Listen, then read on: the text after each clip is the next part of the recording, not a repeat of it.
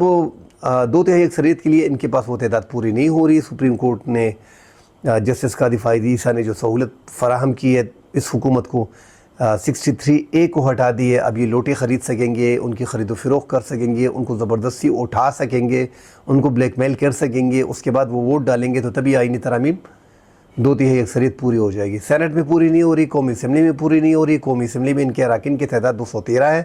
224 جو ہے وہ میجک نمبر ہے. مولانا فضل الرحمان جب ساتھ دیتے ہیں تو پھر بھی ان کو 3-4 بندے توڑنے پڑیں گے. اس طرح سینٹ میں مولانا فضل الرحمان صاحب کے 5 آدمی ہیں, وہاں پہ بھی ان کو ضرورت پڑے گی.